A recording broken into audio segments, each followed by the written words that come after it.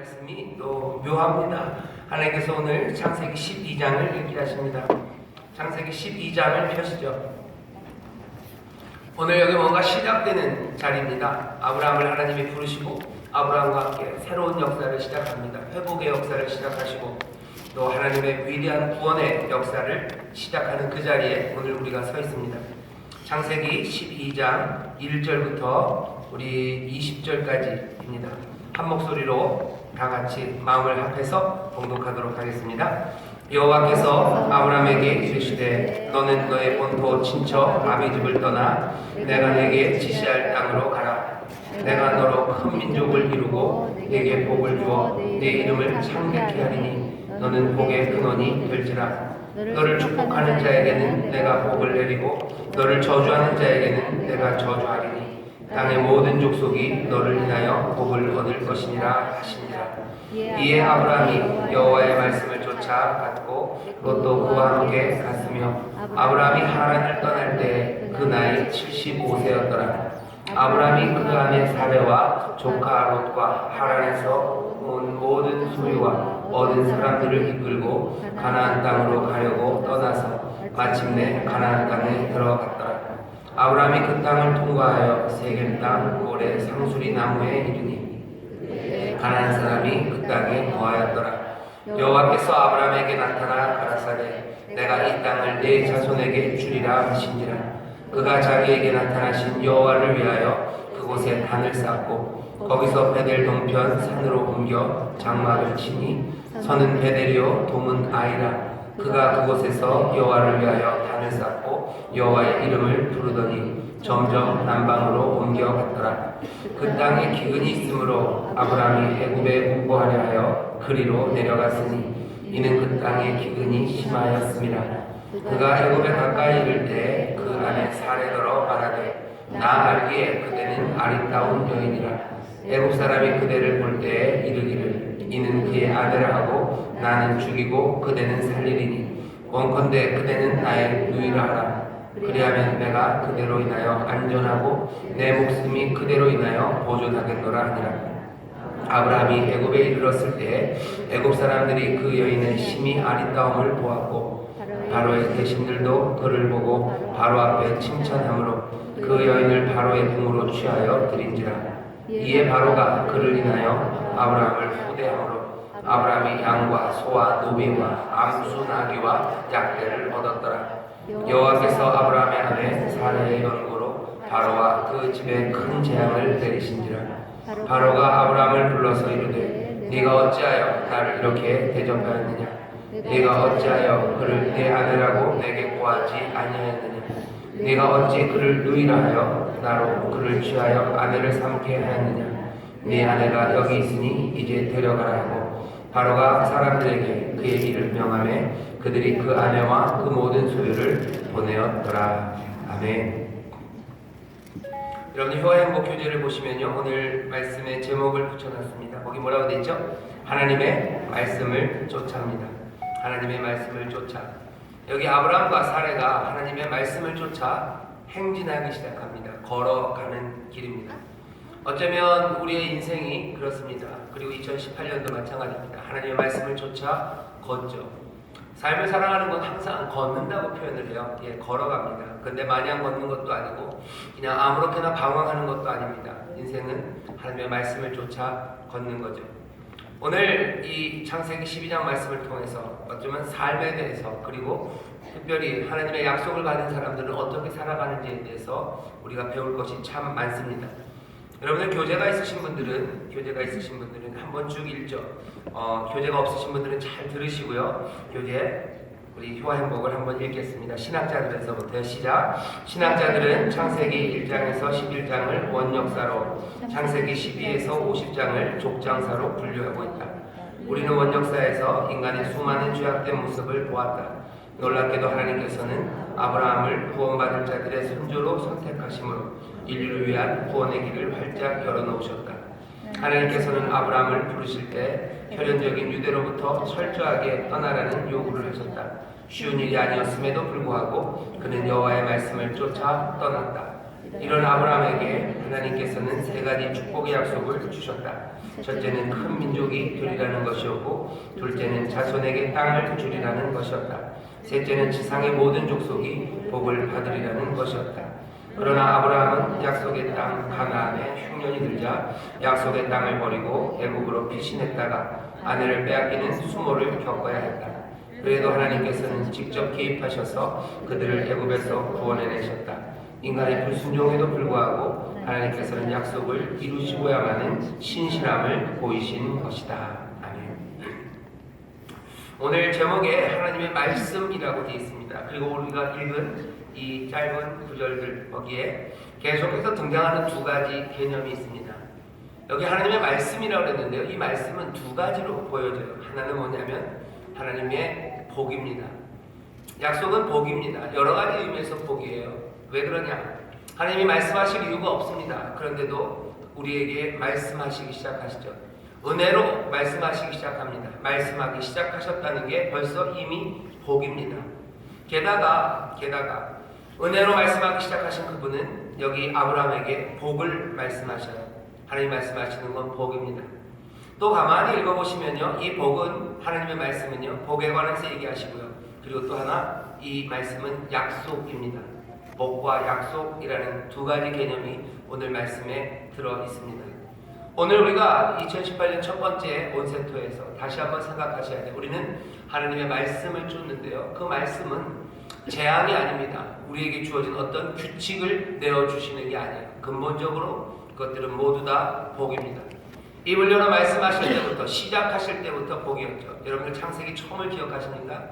태초에 하나님이 천지를 창조하셔요. 그가 어둠, 혼돈, 그 모든 기쁨 가운데서 하나님의 말씀하심이 시작됩니다.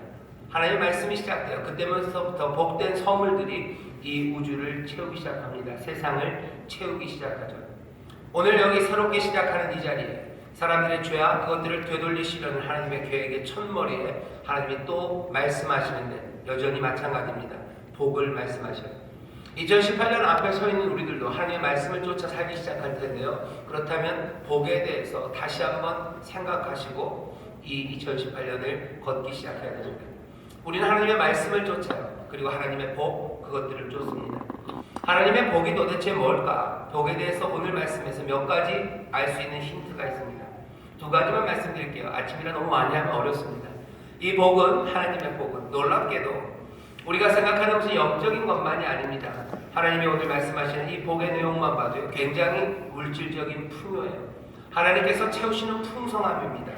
여기 보면 이렇게 돼 있죠. 2절입니다. 내가 너로 큰 민족을 이루게 하시고 또 내게 복을 주어 내 이름을 창대케 하리니 너는 복의 근원이 되되.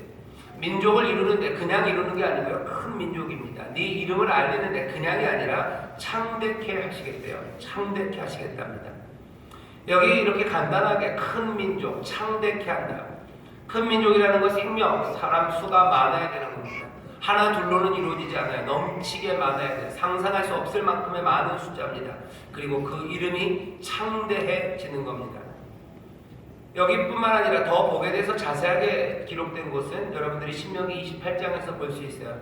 신명기 28장 보면 하나님이 복 주시는 것의 리스트가 나오는데요. 그 복들은 영적인 것 그것만 포함하지는 않습니다. 하나님이 주시는 평안들, 그리고 부요함들, 물질들, 거기에 양떼에 대한 복들, 자녀에 대한 복들, 가지는 것들의 복들, 삶에 필요한 모든 것들, 우리의 삶을 이루는 것들을 모두 다 생명으로 가득 차게 하고 풍성하고 넘치게 하신다고 말씀하셔요. 우리는 하나님의 말씀을 쫓아 사는데요. 그 말씀에는 복 그리고 약속이라고 했습니다. 하나님이 우리의 삶을 채우십니다. 넘치게 하시고 그리고 쌓을 곳이 없도록 계속해서 부어주시는 줄 믿습니다. 우리는 그 하나님을 보는 거예요.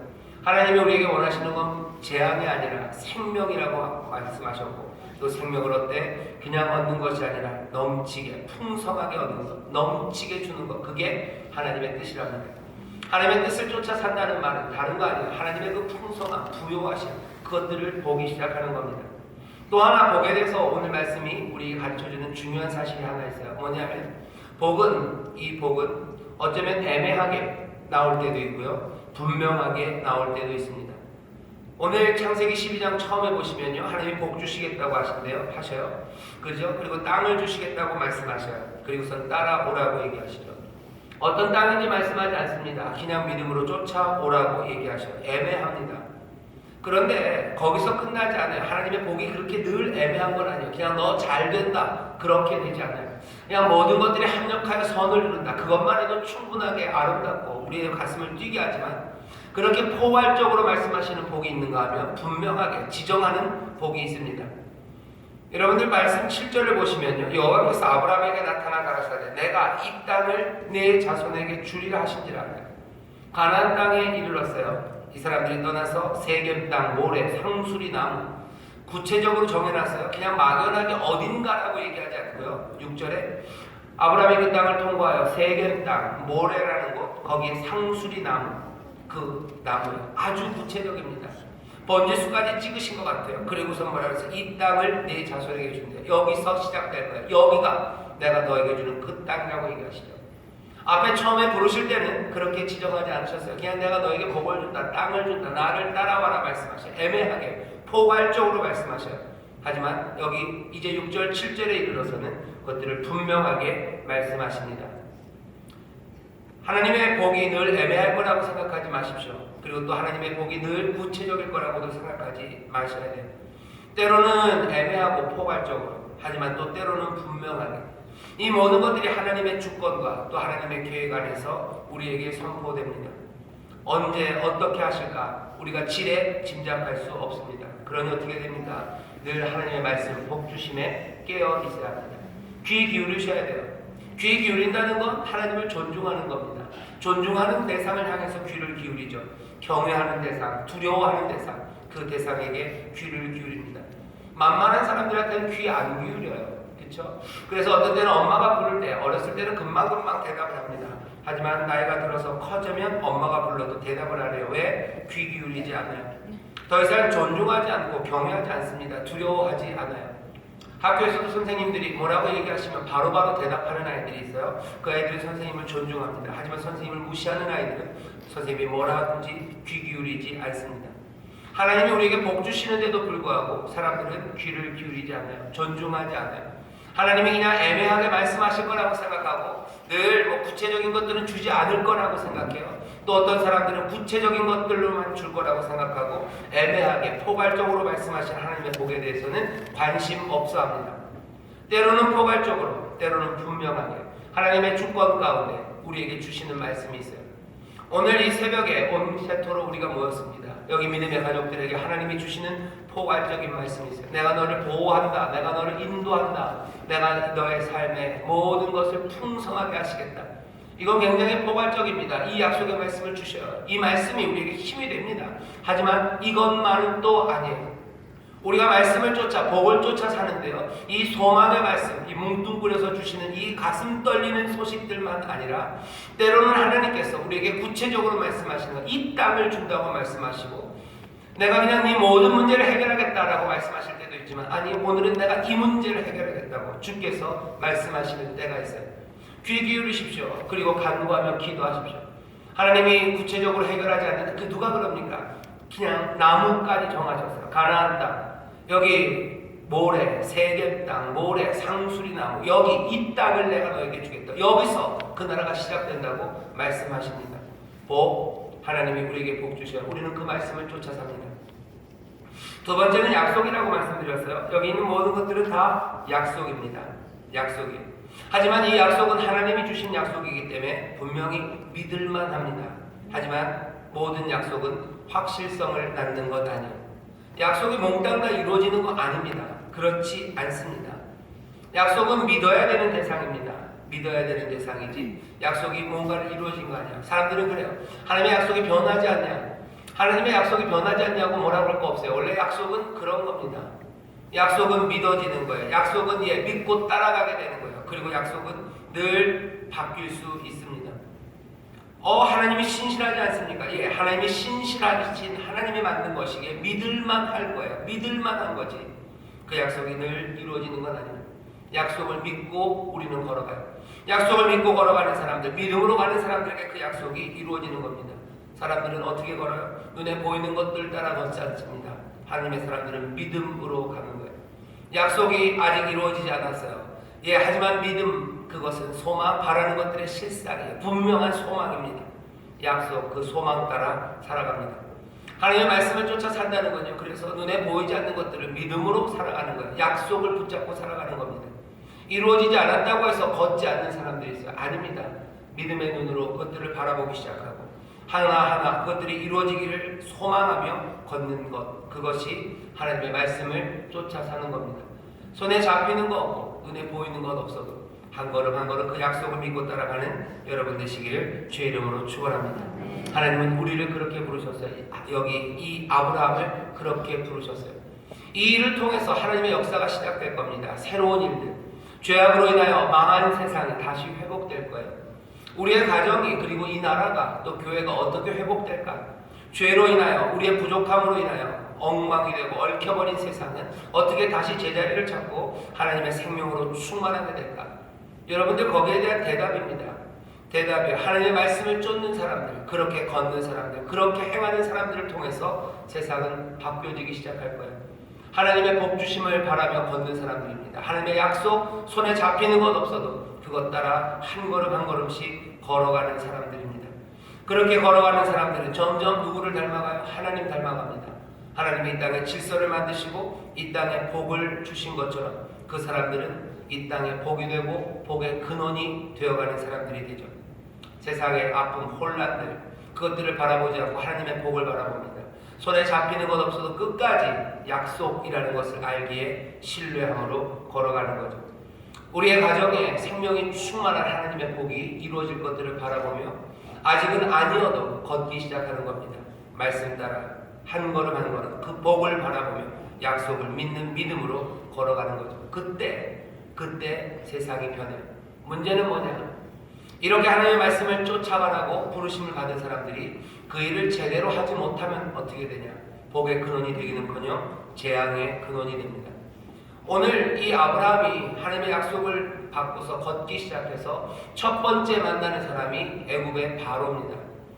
여기 있는 12장 처음에 있었던 약속대로 하면 아브라함이 어떻게 돼야 돼요? 복의 근원이 돼야 됩니다. 아브라함을 통해서 이 바로가 복을 얻어야 돼요. 하지만 거꾸로입니다. 오늘 본문 보면 바로가 어떻게 됐어요? 바로에게 재앙이 임했대요. 17절이죠. 여호와께서 아브라함의 아내 사라의 연고로 바로와 그 집에 큰 재앙을 내리시니라. 아브라함을 복의 근원으로 부르셨는데요. 아브라함이 처음 만난 바로가 어떻게 됐어요? 재앙을 받게 됐어요. 이건 굉장히 교훈적입니다. 복의 근원으로 부르셨는데 안타깝게도 아브라함은 첫 번째 실패했어요. 왜 실패합니까? 이 사람은 하나님의 복, 그것들을 바라보며 걷지 못해요. 하나님의 복 주심을 바라보지 못하고 뭘 봅니까? 기근을 보는 거예요. 배고픔을 보는 거예요. 이 땅에 아무것도 없을 것 같아요. 이 땅에 굶어 죽을 것 같은 거예요. 뭐가 보여요? 비어있는 광야, 그리고 비어있는 비일 것 같은 내 주머니, 그것들이 보이는 거죠. 그러면서 점점 남방으로 갑니다. 뭘 또 봅니까? 두려움이요, 위협이요. 내 아내가 아름답다는 건 복입니다. 하나님 주시는 복, 죄송합니다. 복 맞죠? 네, 복입니다. 그런데 이 사람은 어떻게, 이게 화라고 생각해요. 이게 화예요. 내 애굽에 내려가면 내 아내 때문에 내가 죽을지도 몰라요. 보이는 건 뭡니까? 말씀 쫓아, 복을 쫓아갑니까? 아니에요. 하나님 주시는 약속을 쫓아갔습니까? 아닙니다. 아브라함은 세상의 불의를 보고 걸어가요. 사람들의 욕심들이 보여요. 욕심이 만들어내는 폭력, 그것들이 보입니다. 폭력 쫓아 걸어가는 거예요. 사람들의 위협 쫓아가는 거예요. 따라가는 건 그겁니다. 거기에 합당하게, 거기에 맞춰서 살아가기 시작해요. 하나님의 복 주심에 맞춰 살아가지 않아요. 하나님의 약속을 바라보며 거기에 맞춰서 살지 않습니다. 세상의 위협과 폭력, 거기에 내 삶을 맞추기 시작하는 거예요. 어떻게 했어요? 속입니다. 그러니까 속이는 거예요. 누이라고 하지 말아라. 그러다가 큰일 난다는 거죠. 재밌는 건 뭡니까? 하나님께서 이 악한 일을 행했지만 하나님이 때리신 사람은 바로입니다.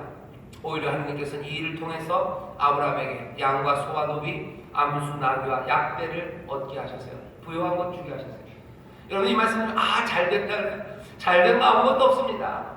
하나님은 은혜를 보이시고 하나님께서는 그 약속을 이루시겠다고 용서하시고 약속대로 하나님은 그 길을 걸어가시는 거예요. 그 대신 아브라함에게는 뭐가요? 수치입니다. 그리고 부끄러움입니다.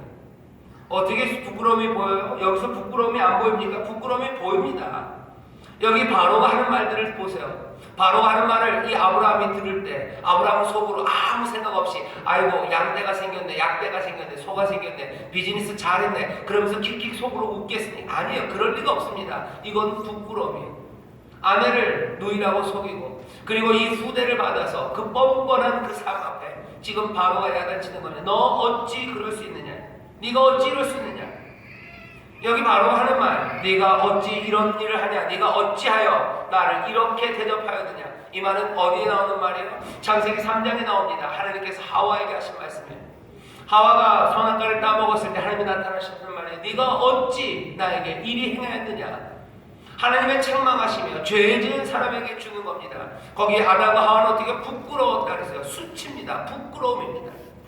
하나님의 말씀을 쫓아 사는 사람들, 그 복과 그 약속을 보고 살아야 많은 사람들에게 복의 근원이 될 텐데 그거 보지 못하고 달리 걸어가는 사람들은요, 이상하게 세상 사람들에게 오히려 재앙을 가져다주고 그리고 자기들에게는 부끄러움이 가득하게 되는 겁니다. 오늘 여기 말씀을 보면 아브라함보다 훨씬 더 바로가 멋있습니다. 여기 보면 바로가 잘못한 거 아무것도 없어요. 그냥 아내라고 그랬으면 안 했을 겁니다. 근데 어떻게 누이라고 그러니까 아름다운 누이, 사람들이 추천하고 너무 아름다운 여인이 여기 왔다고 추천해서 아마 늘 하던 방식대로 이 아내로 취한 것 같아요. 바로가 뭘 잘못했습니까? 그리 잘못한 거 많지 않아요. 그래도 바로가 모르고 했을지라도 그것이 잘못된, 객관적으로는 그래. 나의 아내를 취했기 때문에 이건 죄인 건 맞습니다. 하지만 바로는 좀 억울할 거예요. 바로는 억울한데 억울하다고 얘기하지 않습니다. 그냥 아브라함에게 너 왜 이랬냐라고 얘기해요. 그러고서는 어떻게 해요? 주었던 재산을 몰수합니까? 아니요, 몰수하지 않습니다. 그대로 주어 보냅니다. 매를 때려서 보냅니까? 아니요, 매를 때리지도 않아요. 가져줬던 거 뺏지도 않습니다. 더더군다나 어떡합니까? 20절 보면 바로가 사람들에게 그의 일을 명하며 그들이 그 아내와 그 모든 소유를 보냈다고 돼 있어요. 이 얘기 무슨 얘기예요? 에스코트 했다는 거예요. 사람들 딸려 보내서 그 재산들 그리고 그 여인 살에 몽땅 다 데리고 갈 수 있도록 다 돌봐줬다는 거예요. 나할 때까지 돌봐줬어요. 누구를 닮았습니까? 창세기 3장 그 이야기인 것 같아요. 하나님께서 아담과 하와를 내쫓으실 때 그냥 거기서 생명을 끊으셨습니까? 아니에요. 옷을 지어 입히시고 그리고 어떻게 그 바깥에까지 내보내셨어요. 바로가 지금 그 일을 합니다.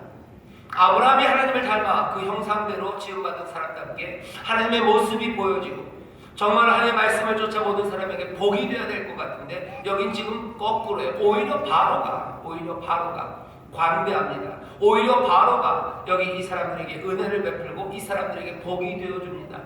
안타까운 일이죠. 고개를 갸우뚱하게 합니다. 오늘 우리에게 주는 도전이에요. 하나님의 말씀을 쫓는 사람들, 그 복과 약속을 쫓는 사람들이 그 일 감당 못하면 어떻게 돼요? 우리가 부끄러워질 거예요. 하지만 여전히 하나님께서는 기다리십니다. 성실하신 하나님, 그 신실하신 인자가 우리와 함께하기에 그 죄악 가운데도 그 실패 가운데도 하나님은 우리에게 복 주시겠다는 그 약속을 지키시기 위해서 기다리시는 거예요. 여전히 것들을 뒤집으셔서 선이 되게 하셨어요. 하나님께서 이 아브라함을 부욕케 하시고 그리고 하나님께서 다시 아브라함을 말씀을 쫓아 사는 그 길에 다시 세워놓으신 겁니다. 우리의 삶도 그래요. 하나님의 말씀을 쫓아 살라고 우리가 말씀을 들었지만 그래서 복의 근원이 되고 하나님에게 영광 올려드리고 우리에게는 기쁨과 감사가 넘치는 삶을 살도록 우리에게 복과 약속을 주셨지만 우리는 그것들을 믿고 나가지 못합니다. 손에 잡히지 않아요. 하나님의 부요하심을 약속하셨는데 그건 손에 잡히지 않고 손에 잡히고 보이는 건 뭐예요? 배고픔이 보이고 이 땅의 기근과 황무함만이 보이는 거예요. 이 땅의 미움만이 보이는 거예요. 폭력적인 것들만 보이는 거예요. 보이는 건 그거예요. 잡히는 건 그거예요. 약속은 잡히지 않고 보이지 않습니다. 처음부터 그런 거예요. 믿음으로 걸어가는 거죠. 그것들을 잘 못 걸으면 어떻게 됩니까? 이 땅에서 우리가 실패 만나고 부끄러움 당할 거예요. 하지만 하나님이 다시 세우실 겁니다. 벌써 한 해가 시작된 지 13일째입니다. 아마 13일 동안 지나는 동안 벌써 여러 번 이 아브라함이 했던 이 일들을 당하신 분들이 있으실 거예요. 말씀대로 약속조차 그 복을 바라보며 한 걸음 한 걸음 믿음으로 살아야 될 텐데 그것 말고 눈에 보이는 것들, 손에 잡히는 것들에 따라서 그렇게 실패하며 살고 부끄러움 당하고 나를 통하여 많은 사람들이 복을 누리는 것이 아니라 죄악이 임한 그 슬픈 일들. 하지만 하나님은 또 여기 우리를 이 자리에 세우신 거예요. 이 자리는 뭡니까?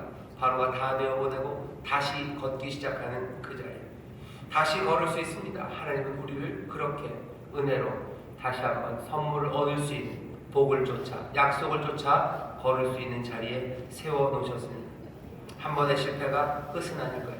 창세기를 쭉 읽어보면 아브라함은 계속해서 실패합니다. 계속해서 부끄러움 당합니다. 하지만 조금씩 아브라함은 발전해가요. 오늘 한번 그 발전의 힌트는 딱 한 군데 있어요. 아브라함과 하와는 하나님께서 책망하실 때 변명했습니다. 하지만 오늘 말씀 보면 적어도 변명하지는 않아요. 아브라함이 조금 낮은 것 같다고 저는 생각합니다. 뭐 어디 남들은 그런 얘기 별로 안 하는데 저는 그래요. 적어도 아담과 하와같이 똑같이 실패했어요. 하지만 변명은 안 해요. 그냥 부끄러움에 입이라도 다물고 있습니다. 그렇다면 하나님의 말씀을 쫓아 어쩌면 한 계단, 채 한 계단이 아니도 모릅니다. 조금의 필살길이라도 오르기 시작한 거예요. 하나님의 말씀을 쫓아 이렇게 살아갑니다. 점점 변할 것들을 기대합니다. 그리고 하나님의 은혜는 우리를 다시 한번 용서하시고 또 그 모든 것들이 합력하여 선을 이루게 하시고 부르신 자를 하나님께서는 결국은 거룩하게 하시고 의롭게 하시고 또 이제는 영광스럽게 하실 줄 믿습니다. 이 모든 복이 하나님의 사람들인 여러분들에게 또 저에게 임하신 줄 믿습니다. 기도하겠습니다. 하나님 아버지 감사합니다. 우리가 어찌 살아가야 되는지 우리가 봅니다. 하나님의 말씀을 쫓아 살아가는 자들입니다. 복된 부르심에 순종하며 걸는 자들입니다. 하나님의 복을 바라보며 걷게 하시고 하나님의 약속을 바라보며 걷게 하여 주시옵소서. 아버지, 이 복이 뭔지 분명히 봐야 합니다. 아버지, 영적인 것만 아닙니다. 물질적인 것 맞습니다. 아버지, 이것을 놓치면 이 땅에 물질적인 시험들에 넘어집니다. 아버지 하나님, 그 복을 쫓아 그 약속을 쫓아 믿음으로 걸어가는 자들이 되게 하여 주옵소서. 손에 잡히는 것, 아버지 하나님 눈에 보이는 것, 내가 만질 수 있는 것, 그것들 말고 약속은 늘 믿음으로 가는 겁니다. 하나님, 우리 여기 모여있는 모든 믿음의 식구들 정말로 이 복과 약속을 따라 걸음으로 모든 사람들에게 복의 근원이 되는, 가는 곳마다 복을 나누어주는, 사람들에게 재앙이 되는 것이 아니라 복이 되는 아버지 하나님 귀한 삶이 되게 하여 주옵소서. 그렇게 복이 되어주는 사람, 하나님 닮는 사람입니다. 하나님이 이 땅에 복이 되시고 이 땅에 선물이 되시는 것처럼 아버지 점점 하나님 닮아 주님 닮아 이 땅에 복이 되고 은혜가 되는 귀한 삶을 살게 하셔서 아버지 그 가운데서 온전한 생명, 풍성한 생명, 아버지 하나님 정말로 우리를 만드신 그 목적을 온전히 이루어내는 귀한 믿음의 가정이 되게 하여 주옵소서. 감사드리며 예수님 이름으로 기도하옵나이다. 아멘. 우리 시간에 통성으로 기도합니다. 기도하실